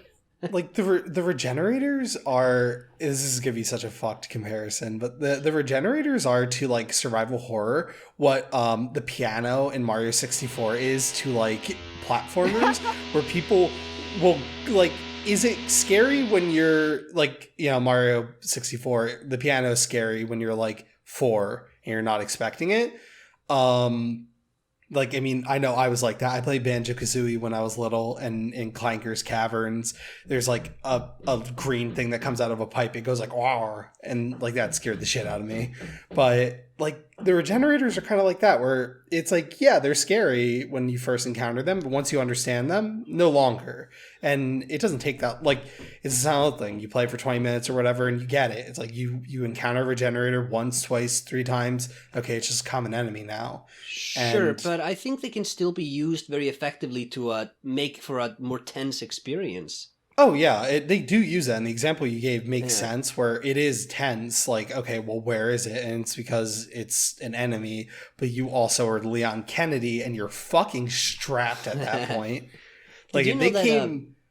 Did you know that when Daniel first played Super Mario Bros., when it first came out, when he was 8, he got super scared at the piranha plants coming out of the pipes? You were 8 when you were 8 when that is bullshit. You're not that old. First of all, I was like 3 years old when I first played Super Mario, not 8. Oh. But you know, they look the same. But same it had numbers. just come out, so... Sheesh. Yeah, I wasn't 8. Beating his ass. I thought I'd make too many Daniel's old jokes. Jesus Christ. Oh, Daniel is so old. How old is he? Just old. Oh, God. Just giving this man unwanted ass beating for no reason. You fucking whippersnappers. You're gonna break his hip with those words. Well, yeah, like going back to the idea of, you know, is a game like Silent Hill frustrating? Kind of, sort of. To an extent. But the new ones are more frustrating. What I'm saying, though, is I think for a horror game to be successful, it needs to have some level of frustration. Yeah, because if it's a breeze, then I don't feel anything. Right, exactly. I think frustration... I don't know if... is frustration the best word? I think it's... Strife. It needs some form of push. Anxiety. Yeah, just like unsettle. You need to feel some push and pull from the game. You just can't feel comfortable all the time, right? Yeah. And maybe frustration isn't necessarily the most apt descriptor, but you can't feel like when you're playing a horror game, you can't feel settled in and just be like, oh yeah, I'm nice and cozy. No, you need to feel like you need to feel out of sorts. You need to feel like you're out of your element. And one of those methods is frustration. It could also just be making you feel dread, something that's anxiety inducing, whatever it may be. There needs to be something that keeps you off kilter for it to be a successful horror game. Yeah. It's like the effect that the good Silent Hill games always have had on me is, if I had to explain that like dread, it's as if you're like sitting in a room and on the opposite side of the room is Silent Hill. And it's just sitting there like Menacing. how he sits on like a chair with his like knees up, and it's just looking at you. It doesn't say anything. If you like try to talk to it or anything, it just stares at you longer and does not blink. And then the second you don't like pay attention to it, it doesn't run at you. It just kind of gets a little bit closer. And that's the entire experience of Silent Hill. It's like, it's that feeling. That's like the red fridge in the basement game. Oh yeah, I remember you talking about that game a while back. I like that game. I'm not familiar. What is this? It's like an Uh, indie game. You can't move. You can just look around, and there's a red fridge in front of you, and you're stuck in a basement, and you have to look around the room to find clues about how to defeat it. But every time you look away from it, it starts moving towards you. Oh, that's so creepy. I don't like that. It's really good. It takes like 15 minutes, 20 minutes to finish. I really liked it. That's cool. Like It's called Don't Look at the Red Fridge in the Basement or something like that. It's very literal title. Yeah. I think it was created in some It's kind game of like jam. it's kind of like the title of one of those like garbage Japanese light novels.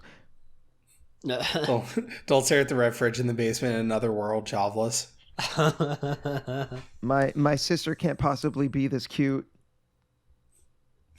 Well, what My horror game can't possibly be this scary. My horror game can't possibly be this comfortable. My horror game can't be this scary, Senpai-kun.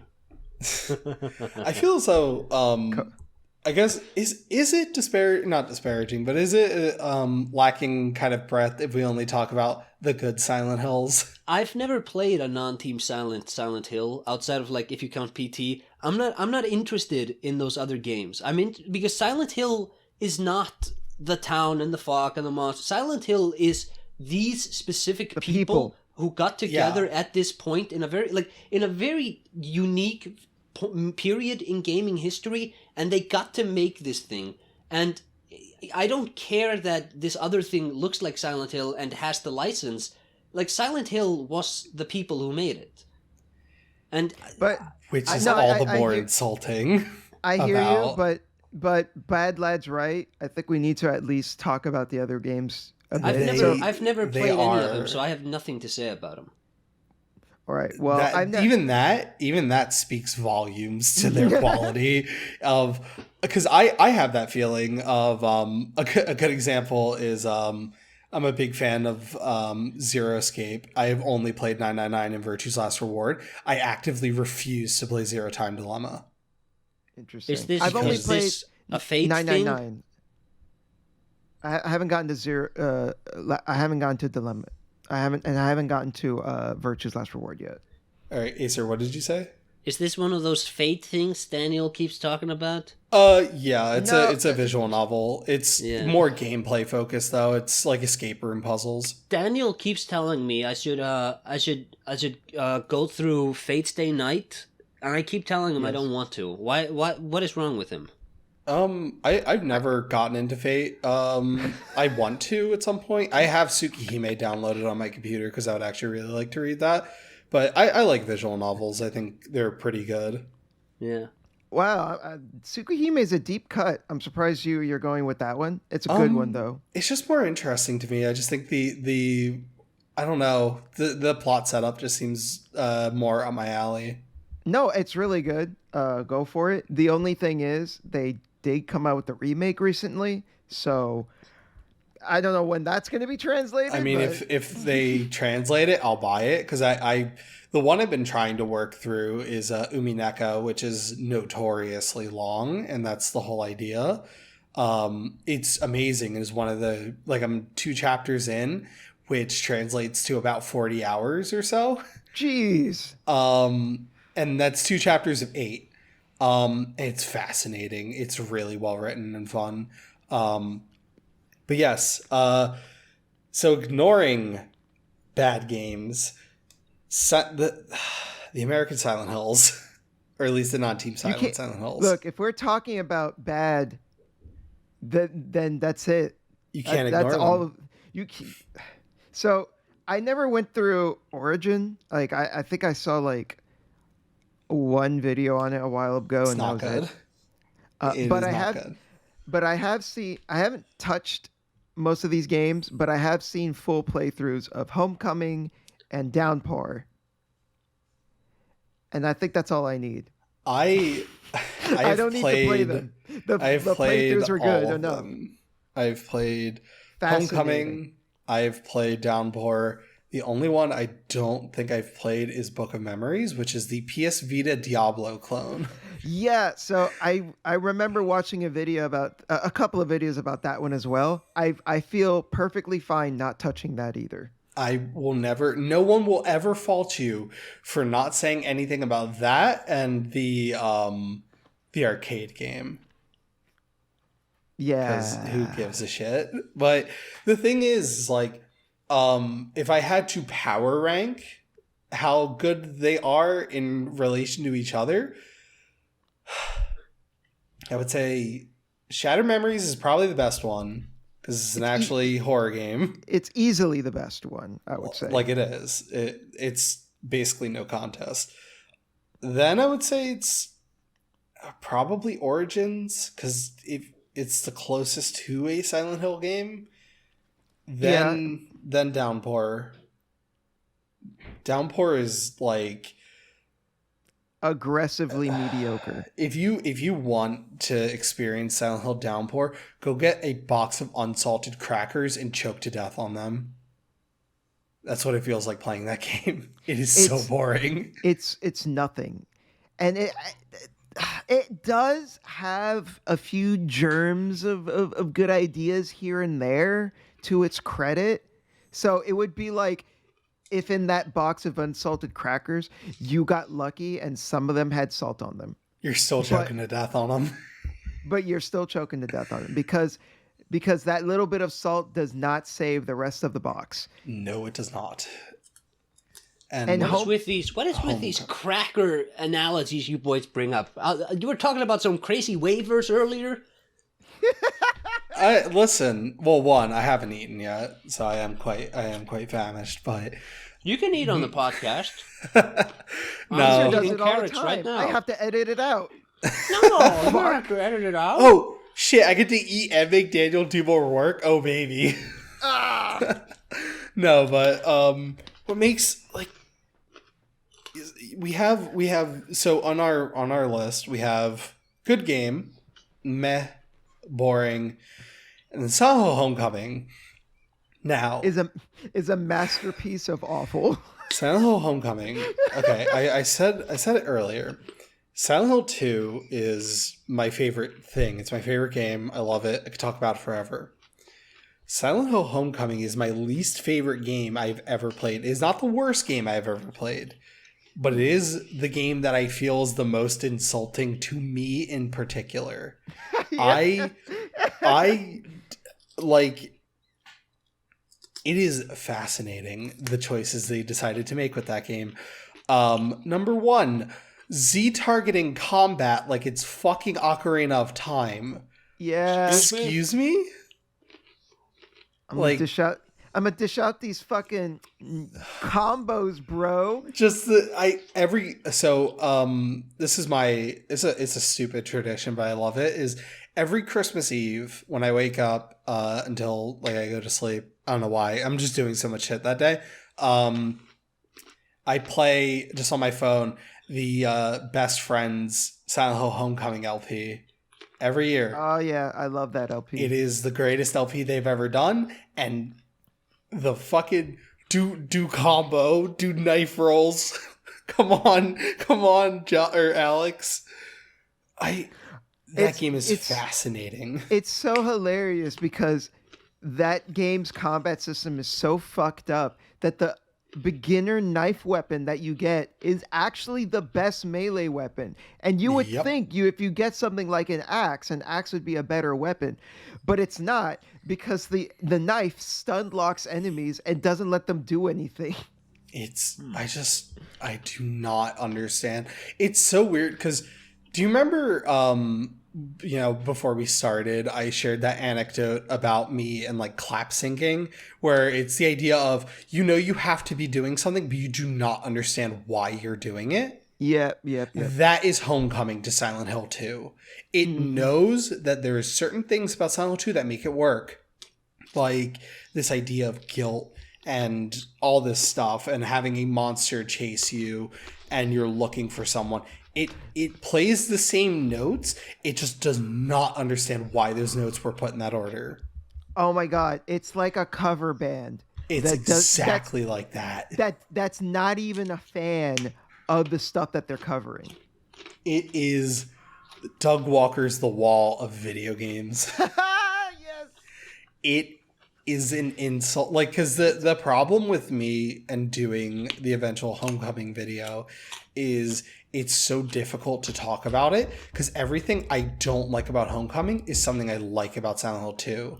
And the main theme that carries over between Homecoming and Downpour, if Downpour did not have this one fucking thing, I would put it above Origins. And that is the way the endings work.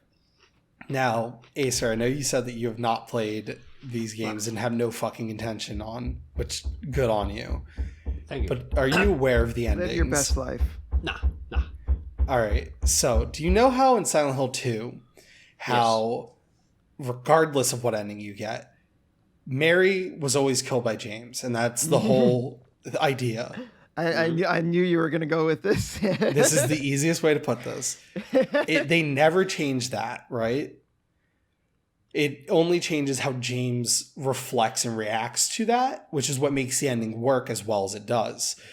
In Silent Hill Homecoming, Alex, the main character, accidentally pushed his brother off of a boat and his brother drowned in Toluca Lake. And if you get the good ending, he just didn't do that and he wakes up, it was all a dream. Oh.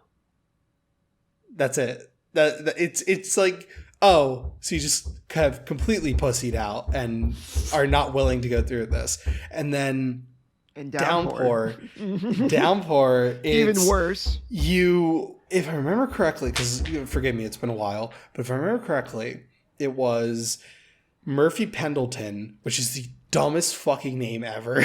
He sounds like a man from the 1900s who would try to sell me some sort of oil that cures ailments. He's just some shit tier Red Dead Redemption character. So Murphy Pendleton. Pendleton's tonics. Yeah, he intentionally. Dude, you know what he sounds like? He sounds like a BioShock villain. So he intentionally gets himself thrown in jail so he could be in the same prison as Philip Seymour Hoffman. I'm not sure if it's him, but he looks exactly like him. Who Philip Seymour Hoffman, I believe, molested his kid or something like that, and then he stabs him in the showers. Philip Seymour Hoffman is like a great actor, and I miss him dearly. Call him by his actual name. I don't know. That's the problem. I don't remember this character's name because he's like in 2 scenes, and he just wants to get stabbed in the showers. And that's it. But if you get the good ending, Murphy doesn't do that. He just is like, let him go. It's so shitty. It's so bad. These games are fucking terrible. But what the thing is, though, what makes that extra worse is if you play it as a good guy, right? And Murphy doesn't kill Napier. That's the name of that character. Yes. If he doesn't end up killing Napier, then what the hell is he doing in Silent Hill? That's it. That's the whole fucking issue with those 2 games and their endings is, if you want to go back on the idea of, Silent Hill as a therapist, it helps you work through issues. There's no fucking point because they just didn't do the thing. Like, what, yeah, again, see, what makes I don't think you get to bring those lesser games into the equation, though. Well, it's again, it's so interesting because it is like a cover band. They understand the words to the song. They can kind of play the notes, and you can see some, things like people will always talk about, Homecoming is bad, but some of the designs are really good. They're fucking not. I'm sorry. That game has terrible monster designs. I want to say maybe 1 or 2 designs are okay, and it's like the one doll boss I think that everyone really likes. I like that design. Yeah, and then the rest of them are just schlock. In what They're video? In which one was there? There was this one monster I've seen, which looked like chewed bubblegum in a wheelchair. Am I misremembering? Don't know what that is. No. The one I feel like the one that people always point out is the Schism, which is the monster. It looks like it has like a split banana for a head. It's just That game is so shitty, and it's so fascinating because one of the praises that people heap onto 4 is how different it is, how it doesn't doesn't need to be in Silent Hill to evoke the ethos of it. And Homecoming kind of does that by trying to tell the story of Shepherd's Glen, which only fucks up Silent Hill's topography more and more, because it's like, okay, well, what town is actually next to Silent Hill? Because the idea is Shepherd's Glen is supposed to be across the lake from Silent Hill, and if you cross into Silent Hill from Shepherd's Glen, I think you end up at the entertainment district. But if you know from Silent Hill 2, from the entertainment district, if you cross the lake, you end up at the hotel. Mm-hmm. And then this also leads to the idea of Silent Hill, I believe, has 5 mental asylums, but no actual hospital. Because it has Alchemist Hospital. No, because these games changed Alchemist to a mental asylum. Like, they say, yeah, it makes no fucking sense. So Silent Hill just has 5 mental asylums for no reason, but has no real hospital. I think this is a theory I've floated many times. I think Brookhaven in Silent Hill 3, I think the script called for that to be Alchemist, but they didn't have time to rebuild it, so they repurposed Brookhaven. Yeah, that makes sense. It doesn't make any sense for Alessa's lingering madness to have any residual interest in Brookhaven as an institute. And they work it really well in, because it, like, you talk to what's his face on the phone, and it's like Leonard. Yeah, no, not Leonard, the stalker guy. Oh, I fucking forget. And that threats really neatly into like that sort of more feminine psychological horror of like being desired by strange men, and you also have Leonard. So I think they made Brookhaven work really well in Silent Hill 3. But I don't think there's any way that was the original plan. Like, why is the video of Lisa's confession playing in Brookhaven? Like, that video, she worked at Alchemist. Yep. Damn it. The facts, goddammit. But that's like it. That's just one of my favorite things, again, about these American Silent Hill games that they just fuck up, is it's like, well, mental hospitals are spooky and creepy. Let's just keep using those. Alchemist is a name that people remember. They never said what they did in Alchemist, even though they totally did in Silent Hill 1. They had 1,000% just say it's a normal hospital that they did a horrible experiments on this girl in. Yep. Oh my god, and but then that's why I say Homecoming is like a masterpiece of awful, because like it is absolutely fucking terrible in the most fascinating ways. It's like, it's that train wreck you can't tear your eyes away from. It's so bad, but you just can't help it. It's just like, but it's bad in like really interesting ways. I need to find this fucking map because it's the funniest goddamn thing ever. Daniel, I believe you know what I'm talking about. Which was the one so. Silent Hill game where Silent Hill inexplicably has skyscrapers and stuff in it, and like a highway, like a big bridge with many lanes in it and stuff? That may have been something out of Shattered Memories, maybe. Maybe. Yeah. Because like the thing is, Silent Hill, and I think we should start wrapping up soon. The thing, like, it's just a little tourist town, but the thing is, like, you can recreate Silent Hill without the license. And if you're going to continue the license, I think it makes a lot of sense not to go to Silent Hill anymore, because there isn't that much more of the town to see. Yeah, like Silent Hill 3 basically ended the story of Silent Hill as it is, and that's kind of the whole idea of that game. And Silent Hill 4 also goes into like, this is a really smart way of continuing with the story. It's literally set in an apartment. Yeah, and again, it's like we keep saying about 4 is, and Silent Hill by extension, what you've mentioned is Silent Hill is not the town. It's not Friday the 13th, where it's not Friday the 13th movie if Jason isn't in it. You don't need the town for Silent Hill to be Silent Hill. You just need that evocative fear to be present and palpable. You need that atmosphere, the intelligent like back and forth between game and player, like just something. It's not this like franchise with a marketable face. Like, you know, Pyramid Head is marketable. You need the Yeah, psychology. you don't need him. You need the vibes. I think I know. think another thing you need. I talked about this in my last video about like the lost themes of Silent Hill. You need, I think, and this is something I doubt the American games or like the Western games did. I don't know if they're all Americans. You need the presentation of like impurity running throughout, like the PTV truck in Silent Hill 1. I don't think there is any reason for including that there other than to show you that like the the boundary of like this being a civil town is really frayed, and it's like you have to sort of interact with not an underground, but like the idea that this is not a safe place. This is not a civil place, sort of, which is also represented like again with impurity. That's also the other world. That's why the nurses all have parasites in them. That's why Leonard is fought in a pool of stagnant water. That's why Pyramid Head walks down staircases that are completely flooded. That's why the basement in the Lakeview Hotel, it's like, again, it's stagnant water. That's because stagnant water houses impurities.